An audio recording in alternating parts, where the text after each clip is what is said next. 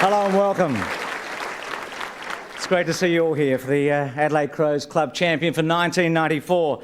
Well, 12 months ago, this room was bathed in optimism and expectation, and rightly so.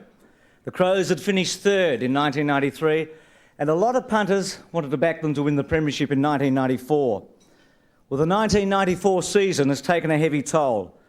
More than a dozen players have been operated on. Many are currently injured or recovering.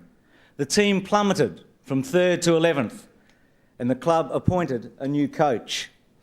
But it wasn't only Adelaide who suffered in 1994. Essendon, the premiers, had an even bigger fall.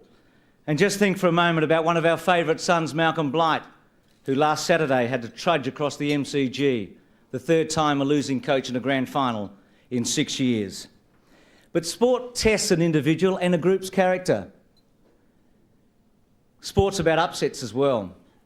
And one of the biggest this year happened a fortnight ago in Britain. Lennox Lewis, the heavyweight champion of the world, was knocked out in 2 rounds. He lost, arguably, the biggest prize in sport, the world heavyweight title. One commentator there wrote, rather prophetically I feel, as he looked down on Lewis, we learn more about the champion when he's flat on his back than we do when he's dancing on his toes. I look around this room tonight and I see the Adelaide Crows players, the administration, the coaching staff, and I can feel a determination and a desire and a resolve that they will make amends in 1995. I bet you all the players that are here tonight can't wait for the season to start. In their short history, the Crows have been very fortunate. The honour roll for club champion, and 3 men over here, Mark Micken, Tony McGuinness and Chris McDermott, are what we admire about sport. They've represented this club magnificently. Well, tonight, maybe one of the Macs will win for a second time. Or will it be the favourite, Sean Wren, or Rashuto, or maybe Hart or Jamison, or a bolter from the blue? We're going to find out in about 50 minutes' time. One man who probably won't win tonight, he was the runner-up last year, and the reason he won't win is he only played 11 games, is Mark Bickley. But Mark, this year, was sent on a pretty tough task. We sent him over to Melbourne with a video camera. The first task wasn't so tough. He had to canvass people to find out who would win this award tonight. The second one was almost impossible. We asked Mark to try and locate the MCG. Life on Earth takes many strange forms, and indeed, here is one of the strangest. Marcus Bickleyus, otherwise known as Bix or Skippyonymous, one of the truly great men of our era. It's not like they let me have it for free, is it? I've got to do a bit of work for it. Mark is always ready to share with others the secrets of how he trains to become a football superstar. Somehow, he always finds the time. Too early. Big fun bats that you must need. A perfectionist, Mark can not only write his own name, he is an expert in aircraft refueling, high-tech maintenance, and flight systems. Where's the steering wheel? Which one's the clutch? Hostess call button, that's what I really need to know. That hostess call button really does work. So who else to take on a dangerous mission to darkest Victoria but Mark Bickley, Secret Agent 0026, with a few simple supplies and all his friends. In Melbourne, Mark follows subtle directions left by other Crows team members, unsuccessfully. His mission is to search until he discovers the secret place that Victoria kept hidden all year.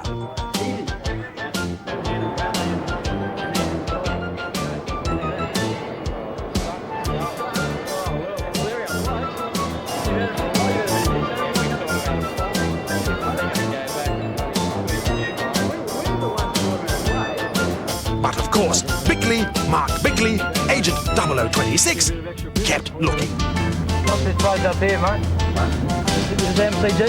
Yeah. That's it? When he finally arrived, Mark dazzled the Victorians with his football knowledge. I don't know. Stephen Cann, the greenkeeper, is he? At Office Oval? Probably. And Greg Williams serves behind the bar, does he? and his uncanny ability to know a good trade. Oh, we'll give you Kernahan if you give us most of your players. Well, which players would you like from Adelaide? McGinnis. Can you tell me who's going to win the Crows Club Champion this year? You? What about Jars? That is tipping my head out. Chris, I'd have to go for Sean Wren. Mark Bickley's had too many. Who would have won anyway? Who would have won this space? Until finally, Marcius Bickleyus, Mark Bickley, Agent 0026 for the Camry Crows, had learned the true secret behind understanding the power of the AFL. Strange people, Victorians. Mark Bickley, I think we'll send that camera over to London, Bickles. Let's start with the pre-season preparation and competition. Here's Paul Childs. School was out. It's a top field for today's Crows handicap. They're under starters' orders. Racing. Jamison's gone wide. Bickley's charging home. The winner is... I'm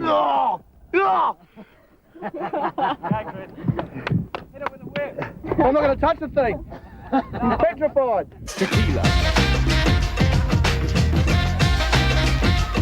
But summer should be spent at the beach. Mark Visca beat Stephen Rowe in the final, and then it was time for the main event.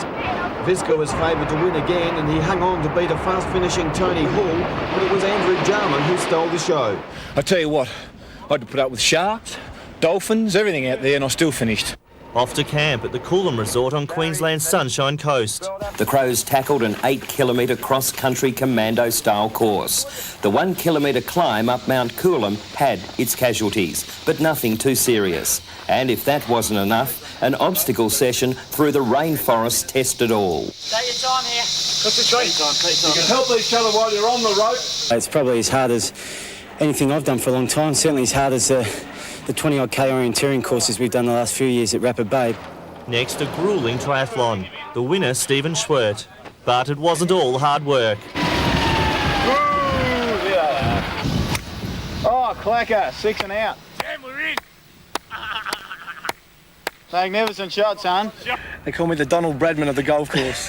Average of, well, no, I've got a better average than Bradman, I think. Anyway, what about your handicap? Well, my handicap's my swing, but that's another story. During their tropical stay, the Crows beat the Bears, returning home with the Challenge Cup. Hopes were high. Toyota signed on for another 3 years, and the club cut a single. OK, folks, without a further ado, may I introduce to you Bill Sanders' Lonely Hearts Club Band with the Crows' new traditional club song. We're the pride of South Australia, the mighty Capri Crows. We're courageous, stronger, faster, and respected by our foes. Admiration of the nation. In the Foster's Cup, Adelaide beat the West Coast in extra time. Fitzroy copped a blast. And a win over Collingwood put the Crows through to their first grand final. And McCartney knocks it off the ground. Krasiska's got some problems. Rowe's got the ball and he's got himself a goal. Essendon proved too tough, winning by 44 points. But most experts thought they'd seen the 1994 grand final preview. He could dog this. He does. Brilliant football viewing. Chris, you must have known something we didn't know back in the Foster's Cup. We'll take a break. The count commences shortly, and Ben Hart's going to take a big leap.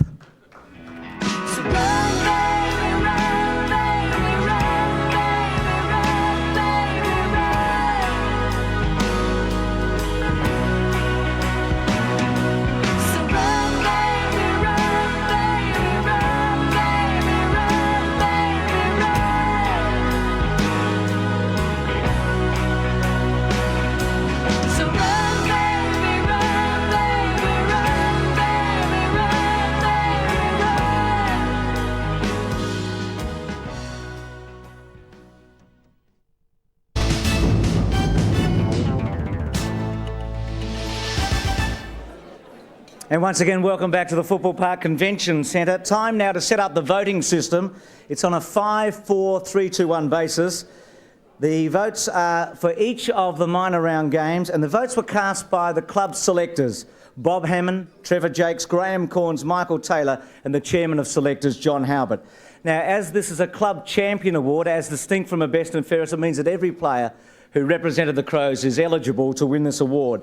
We've already counted the 2nd, 3rd, 4th and 5th preference votes, and throughout the telecast I'll be announcing the first preference votes. They each carry 5 points. So let's have a look at the leaders board as it stands at the moment. First preference votes in each of the rounds to come, and Rod Jamieson is the early leader with 31. From Tony McGuinness on 29, Chris McDermott on 28.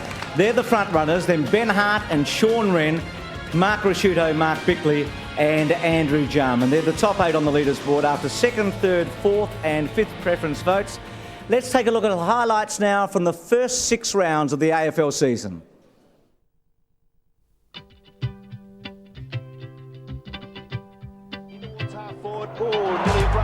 The season opened on a promising note for the Crows at Football Park when they played host to Carlton. Tony Modra was in outstanding form, kicking 13 goals. But Mark Bickley, Sean Wren, Rod Jamieson and Matthew Liptak also did loads of work. Adelaide took control of the centre bouncers in the second term. In fact, 15 scoring shots to 0 said it all. The Crows continued on their merry way in the second half, winning by 66 points. Next, it was off to Subiaco and the West Coast Eagles. Adelaide had every chance of winning this game as Tony McGuinness, Andrew Jarman, Simon Tregenza, along with Wren and Bickley, were all dominating. Going into the last quarter, the Crows held an 18-point lead. The Westerners turned that into a 19-point win, booting 7 goals in the final 27 minutes. From Perth to Sydney and the Swans. No Tony Modra, however Mark Rasciuto and Nigel Smart took hold up forward, both finishing the day with 5 apiece. In addition, Tony Hall was proving his worth with 3. While the Crows didn't slaughter the Sydney Siders, a 19-point win was enough to get the 4 points. Best players included captain Chris McDermott, Bickley, Jarman and Liptak. And I think he's goal. When Geelong came to Football Park, Malcolm Blythe thought a guard of honour was in order. That proved to be a huge mistake.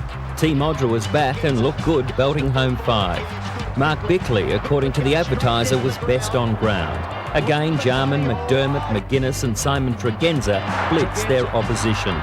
2 goals from Matthew Liptak in 3 minutes gave the Crows the winning edge early in the final quarter. Adelaide by 27 points. So far, so good. But the Crows' party was about to come to an abrupt end, compliments of Footscray at Football Park. Bickley's tackling, tagging, spoiling and shepherding brilliance also ended due to injury. Tony McGuinness rose to the occasion against his old team, but it wasn't enough. Even Modra's 7 goals didn't put the Crows in a winning position. A scoreless second term by the locals proved costly. Many would now suggest this 17-point loss was the start of a downward turn for Adelaide. Round 6 and a flight to Brisbane. Shane Tongaree burst onto the scene, kicking 3-3 on debut. Greg Anderson was devastating, while Rasciuto, Wren, Tregenza and McGuinness were also among the best players. Modra and Liptak kicked 10 goals between them. South Australia's expectations were again lifted as the South Aussies flew home victorious by 11 points. The Crows showed plenty of character to come back and take this match. Max Stevens taking us through the first 6 rounds of the season. As we check the votes, first preference each with 5, and from round 1 against Carlton, no real surprise. Tony Modra kicked 13 goals that day and got the votes. Against West Coast in round 2, Tony McGuinness, in an outstanding display, got the votes and is the current leader. In round 3 in Sydney was Mark Bickley in one of his best performances of the year, getting the 5 votes. Round 4 in the match against Geelong, a tough game here. Chris McDermott, the captain to the fore, with 5 votes. Best player for the Crows. Against Footscray, despite a losing performance here, Modra's 7 goals, again earning him 5 votes. And in round 6, with the 8 goals in the last quarter, the Crows coming home with a rush, 19-year-old Mark Rasciuto got the votes. So we check the leaders board after the first 6 rounds, and we see that we have a change at the top. Tony McGuinness, the winner from last year, leads Chris McDermott, the winner from 2 years ago, by just 1 vote. Then Rod Jamieson, Ben Hart and Sean Wren, both on 22 and 19. Mark Rasciuto has moved up. Mark Bickley and Tony Modra with 2 best performances in the first 6 rounds. has moved into the top 8 on 13. Modra having kicked 32 goals in his first 5 games. The Crows had a bye in round 7. Between round 6 and 7, we had a tremendous match out here with the State of Origin. South Australia just beating Victoria in an absolute classic, as Max Stevens picks up the rounds now through 7 to 10. Round 7 and a bye for the Crows, followed by Kevin Sheedy, Essendon and Princess Park. Not the sort of formula best suited to the Crows. At quarter time, only 2 points separated the pair. Sean Wren, Tony Modra, the two Macs and Andrew Jarman all worked brilliantly. But as the game progressed, Adelaide fell away, allowing the Bombers to take hold. Mods finished with 6, even that wasn't good enough, losing by 43 points. Back to Football Park, the drawing board and yet another Sunday game. The Hawks were jumping, no one higher than Jason Dunstall. The battle of the full forwards didn't eventuate. Dunstall and John Platten were the highlights. Again, the names of Wren, Jarman and McGuinness headlined Adelaide's best. This was a shocker for the Crows, and when Big Jason kicked 5 in 10 minutes, the 97-point flogging couldn't come any quicker. An end to the month of May was looming as Robert Shaw and his desperate Lions roared in. On this occasion, thank goodness, their bike went missing. Adelaide was in command from the first bounce, and a 7-goal blitz midway through the third term sealed the match. After some close battles over the years, Shaw must have wondered what hit him. This would have been one game left out of Robert Shaw's resume. The boys were back in town, led perfectly by Greg Anderson, Chris McDermott, Mark Rasciuto, Rodney Maynard and David Brown. Stuart Wigney and T. Modra, 5 apiece. See, some of these replays can be a bit embarrassing at times, can't they? We tend to forget. Let's have a look at the votes. As we said, round 7 a bye, round 8 against Essendon at the Optus Oval, and Sean Wren was judged the best player for the Crows on that occasion. To round 9. And one I guess a lot of players would like to forget against Hawthorn, but Andrew Jarman did his bit for the Crows and got the 5 points for Jars. And in round 10 against Fitzroy, Greg Anderson was on a bit of a roll here, and Greg got the 5 points. So as we have a look at the leaders board, after the first 10 rounds, we see that Tony McGuinness and Chris McDermott, the two Macs, are leading on 34 and 33. Then Rod Jamieson, leading goal kicker in his first season at the club, on 31. Then Sean Wren has moved up to 4th, replacing Ben Hart. Wren on 24 and Hart on 22. Rasciuto 18, Bickley on 17. And Jarman now back in the top 8 on 17.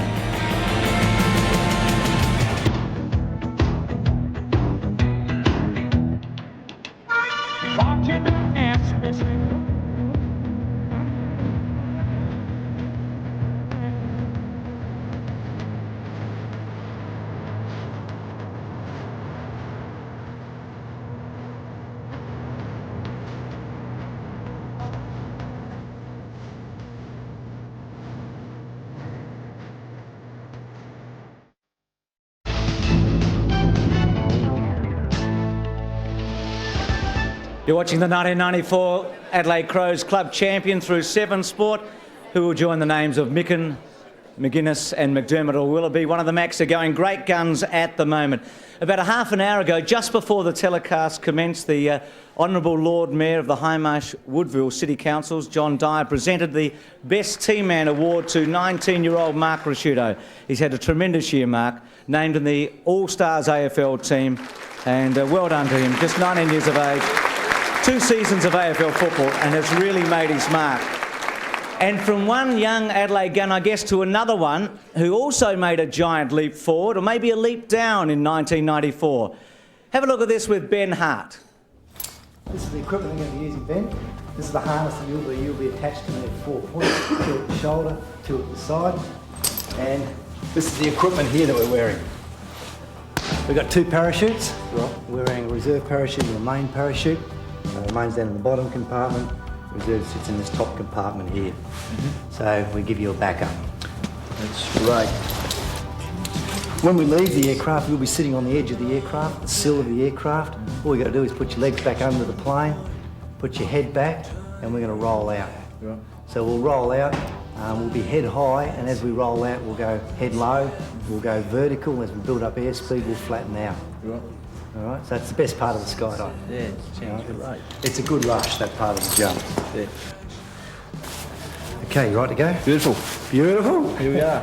Right to go. Makes it feel a little bit safer with all the gear we're getting on. Now, cross your arms.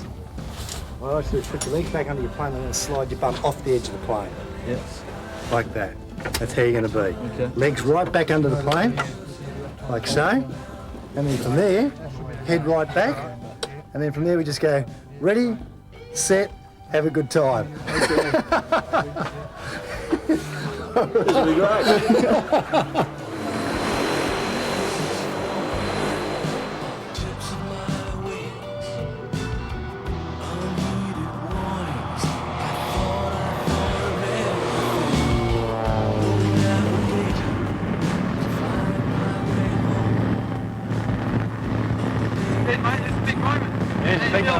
I'll get a bit nervous, I'll get a bit more nervous. White knuckle there, Lloyd? I think I'd much rather be on the park than up here. No doubt about that.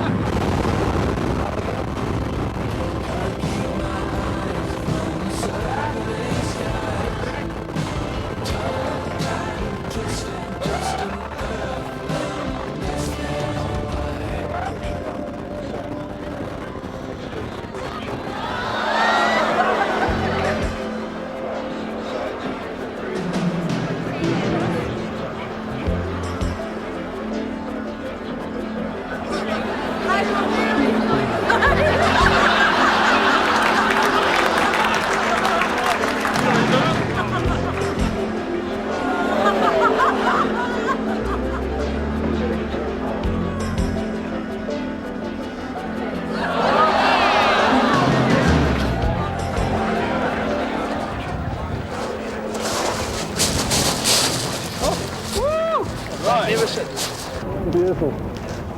How much do I want these things? What a buzz. Oh.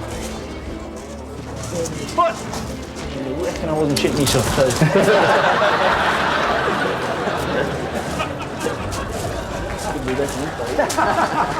Could be back on terra firma.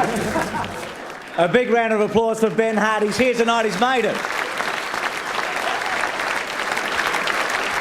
Ben, what was it really like? It was very frightening. No, it was great. Once you got out of the plane, the first initial part was really bad, but once you've been floating for a little while, it was good. It was great. What about next year, pre-season Robert Shaw hanging on to Chris McDermott? Would that be a good idea? Oh, I don't know about that one. I think he deserves another round of applause. Ben Hart, who survived that on Friday. Good on you, Ben. Well, let's go to something a little mundane compared with that. Rounds 11 to 14. Max Stevens takes us through them.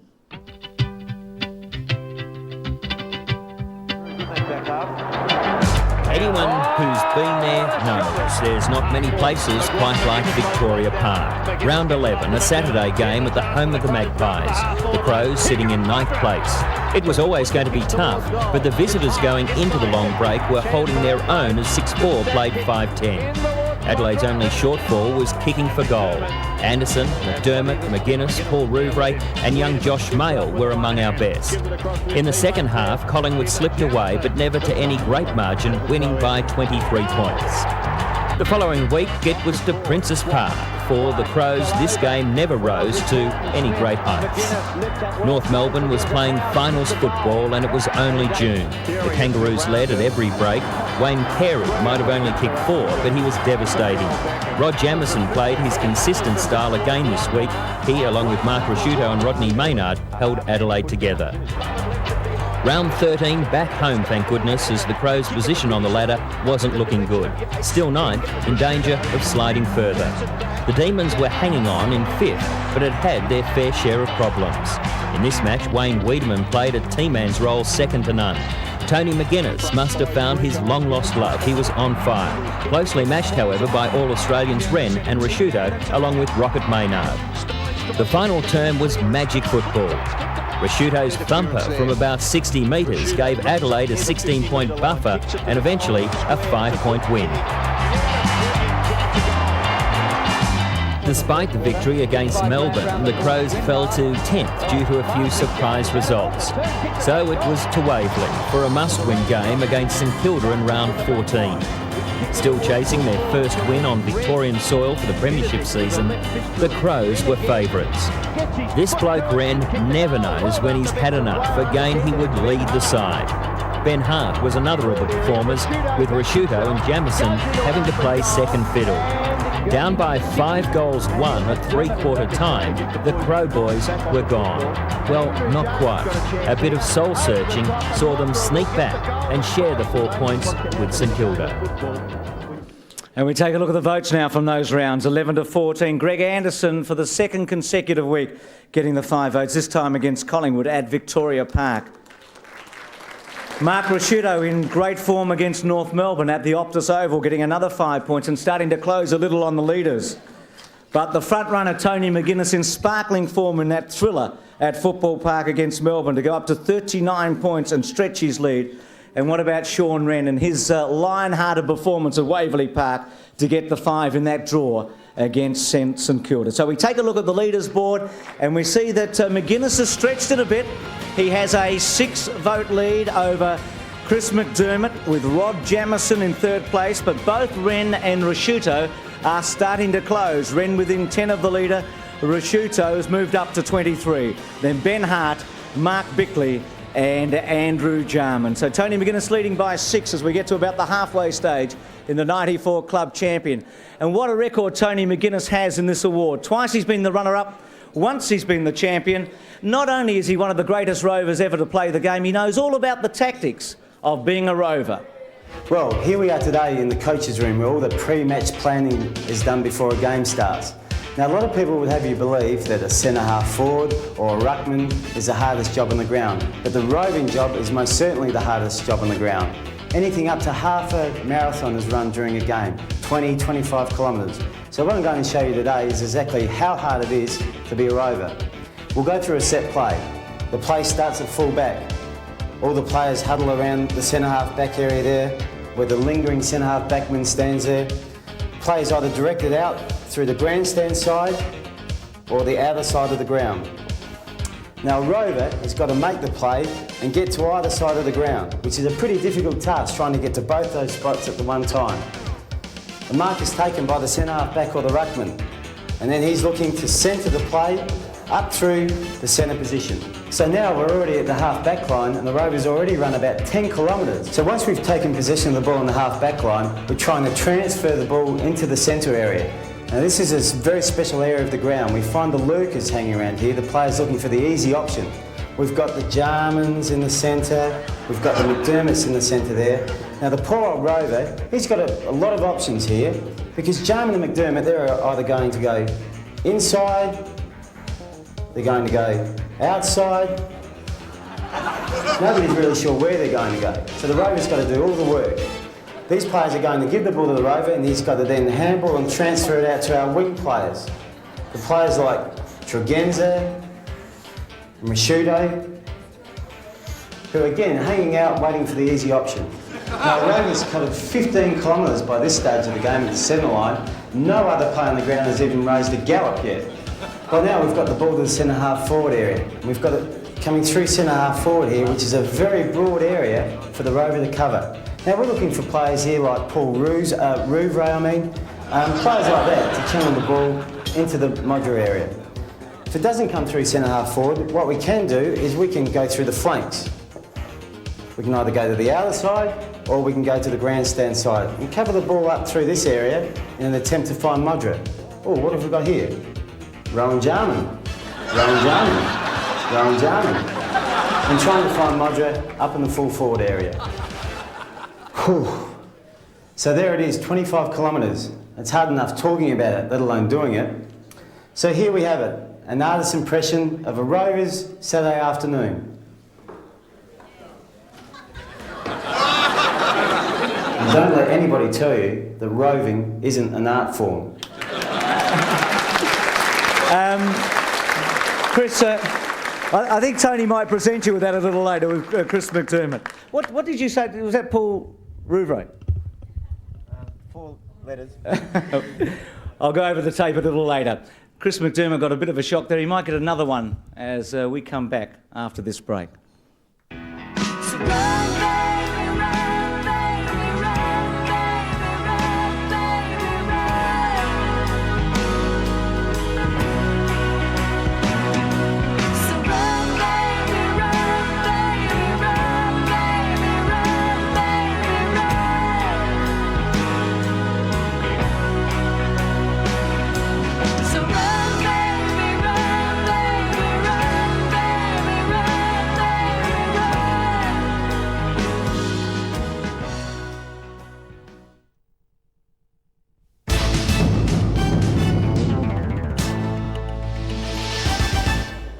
Remember that AFL commercial? I'm sure you've all seen it. I'd like to see that. The AFL trying to raise the profile of the sport by using such luminaries as Carl Lewis, Evander Holyfield and John McEnroe. Well, we've got our own celebrities here, and I reckon they know the Crows better than anybody. Andrew with nothing to say? I'd like to see that. Greg, get a haircut? I'd like to see that. Rodney with a hair out of place? I'd like to see that. Chris McDermott kiss me instead of Fred? I'd like to see that. Anthony Ingerson, have a shave? I'd like to see that. Tony Hall, play a game and not get injured? I'd like to see that. Scott Lee, not be bossy? I'd like to see that. Crows win a flag? We want to see that. Good on you.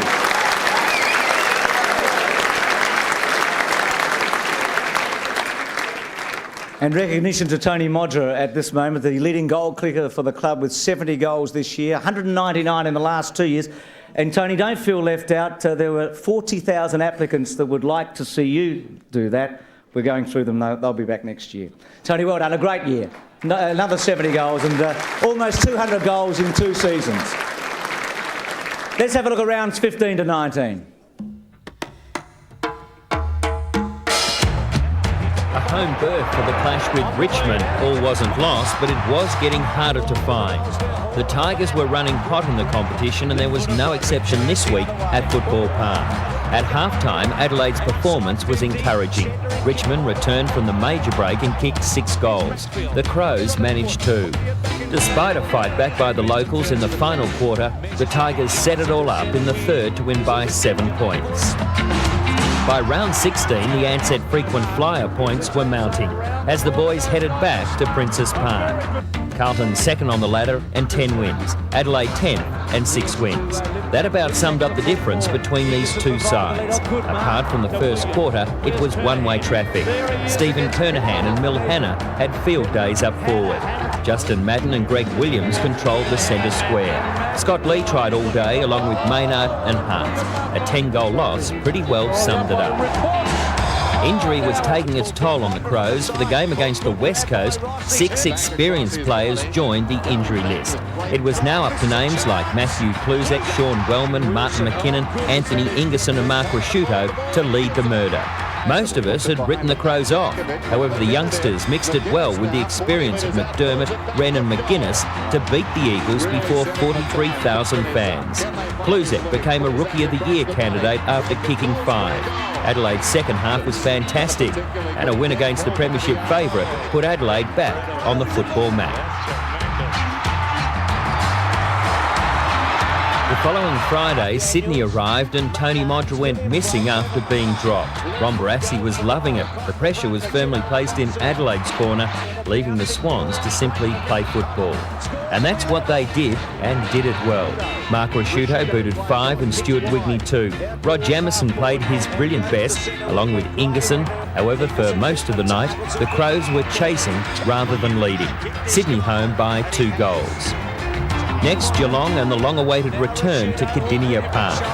Adelaide's track record at this ground was foul. It wasn't about to improve. The Cats weren't even in the 8 at this stage. This was a shocker for the Crows, and the less said the better.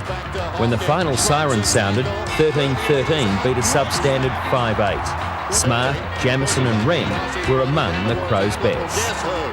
As we look at the votes, round 15 firstly in the match against Richmond at Football Park. And the 5 votes going to Rod Jamieson, who's closing in on Tony McGuinness at the top of the table. To the match at Optus Oval against Carlton and Scott Lee, who had a terrific game there at the back, getting the 5 votes. West Coast, one of the highlights of the year. What a finish that was at Football Park. And Sean Wren, what a first half he played and a game he played to get the 5 votes. And he too, like Jamieson, closing on McGuinness. Adelaide and Sydney on the Friday night game here. Ben Hart in sparkling form, keeping in touch with the leaders with 5 votes, up to 27. And then at Cardinia Park on that very wet Sunday afternoon, Again, Sean Wren outstanding with 5 votes and up to 39. So we can see how tight it is now at the top. With just 4 rounds remaining, McGuinness and Wren are in a tied situation with 39, and Jamison 36 and McDermott 33. 4 players within 6 votes of one another. Then Hart, Rasciuto, all capable of winning. Enough votes still to come. Bickley and Jarman. So we're getting to the business end of it. Just before we take a break, we saw the I'd like to see that commercial a few minutes ago. Well, they say it takes 12 hours to produce 2 very good minutes. So here's the bits that you didn't see and the bits we told our celebrities we wouldn't show. Greg, get a haircut? I'd like to see that. I can't do this. They waddled. I can't smile. There's nothing I do naturally. Come on, guys. Look like the Sullivans.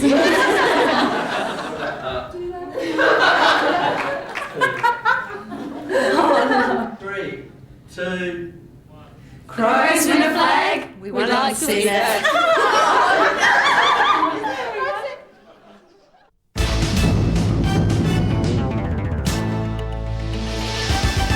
It's getting exciting, isn't it? Now, if there is a tie tonight, there will be 2 medals presented and 2 jackets. So at the moment, Tony McGuinness and Sean Wren are equal leaders at the top of the table with 39 and Rod Jamison on 36 as we go into the final 5 rounds of the season.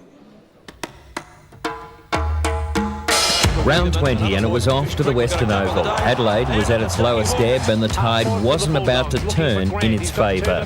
Footscray was eyeing off a finals berth and Chris Grant was set for a big day out at the expense of the Crows.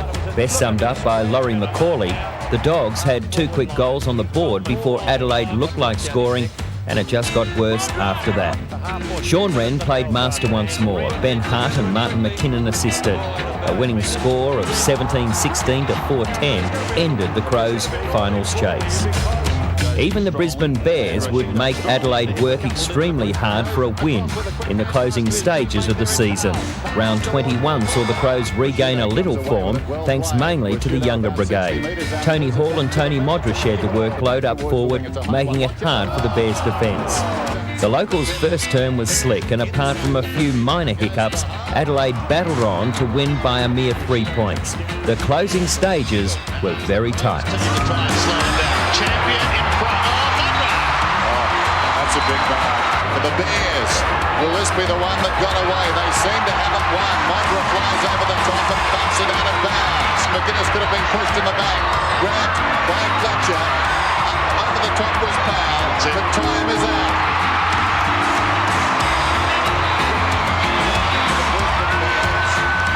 Weekend off thanks to the bye. Time to refocus and stop Essendon from making the finals, as was the case with Brisbane.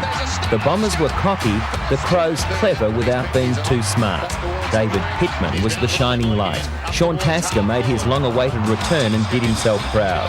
Tony Modra was getting close to his brilliant best, and Tony Hall was moving like a teenager who'd never seen a surgeon's knife. Yes, folks, it doesn't get much better than this. Chris McDermott must have thought it was Christmas. The Crows had nothing to gain from this win, yet they played like a grand final contender. This, without question, was the side's best performance of 1994, a 57-point victory over the reigning Premier. 28 also, Ben Hart on the wing 18. Waverley Park had had its highs and lows for Adelaide over the years. Hawthorn was in danger of missing the finals. The Crows were hoping to finish on a positive note. This was one of those matches that didn't really go anywhere. Mark Rasciuto was close to our best, and Tony Hall gave his old side plenty to think about. Once the rain settled in, the game slowly drifted from end to end with very little entertainment. Hawthorn by 19 points and a posse in the finals. Now to the all-important votes. We start at the Western Oval in round 20, and the 5 votes, Sean Wren. To round 21, and Brisbane. Mark Rasciuto must have loved playing against the Bears this year. For the second time this season, he got the 5 votes. A bye in round 22 to round 23 at Football Park, and that 57-point win over Essendon. Mark Rasciuto, 5 votes again. And to the final round of Waverley Park, round 24, and the 5 votes go once again to Mark Rasciuto. So the winner of the 1994 club champion is Sean Wren. So if Sean and if Bob Hammond and Tony McGuinness could come forward, please. As we check the leaderboard. And Sean Wren, the 1994 club champion, with 44 votes from Tony McGuinness on 39. And Mark Rasciuto finishing with a real rush on 38. Congratulations to Sean Wren, the 1994 club champion.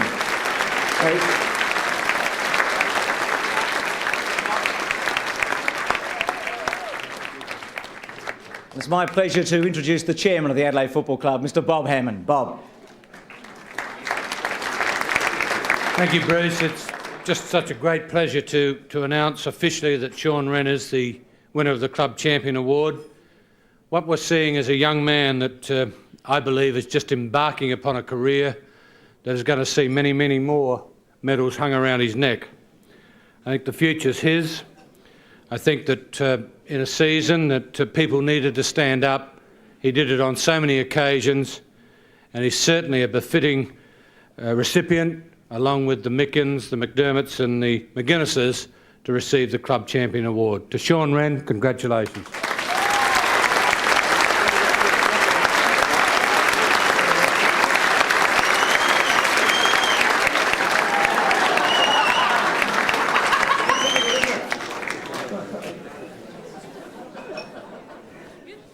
Thank you, Tony McGuinness, and thank you, Bob Hammond. Sean, we had to put the jacket out in the last commercial break, and one of the women just sitting here said, "Gee, it's got long arms. I think I know who's won it." As Tony McGuinness was level with Sean. Congratulations, Sean. Come in. I mean, what a great honour for you. Yeah, it's you play for a team all year, but it's great to be up there amongst the sort of players that won it here in the past years. So yeah, really happy. And I know it's been well documented, but you did play with a broken bone in your foot for most of the second half of the season. That must have been very difficult for you. It was only a small crack, and it's a big foot. Perhaps because I didn't train all the time, I was a little bit fresher. Who knows, mate. And what about making the AFL team and capping it off with this trophy tonight? Yeah, that was great, and I suppose it's something you always look to as a boy and that sort of thing, and yeah, it's great. And are you going to London? Obviously, you're not going to play at this stage. You're not. Well, I don't know yet. I'll get the cast off on Monday, and we'll see what happens. Yeah. So you're definitely making the trip? Yeah, for sure. Yeah. Thought he might say that. I think he's earned it, don't you, Sean? Just finally. Just finally, what about the feeling amongst the players who are here tonight, looking forward to 1995? I think we had a really disappointing year, Bruce, and everyone. It's been pretty well documented all year, and I think that it's really going to spur us on for next year. And I think there's a lot of hate towards that, and look back over our year this year, and we were looking forward to it. Well, let me say, last night when I said that I was coming here tonight, somebody said, well, I reckon Sean Wren will win because he plays every week with such heart, and there's no question about that. Congratulations, Sean. A worthy winner of the 1994 club champion.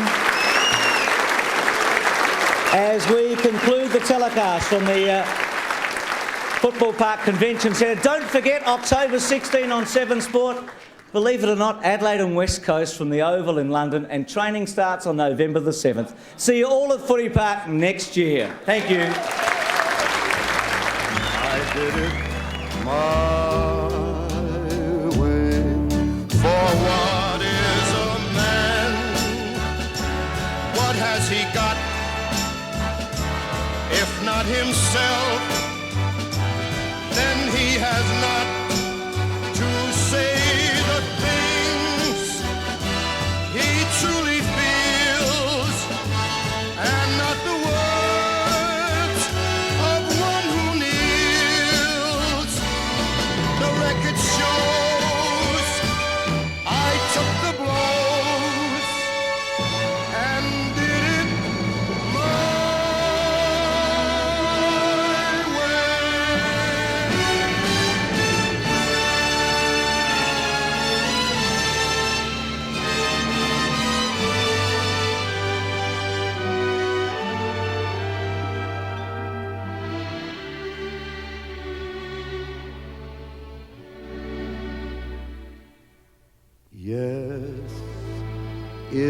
was mine.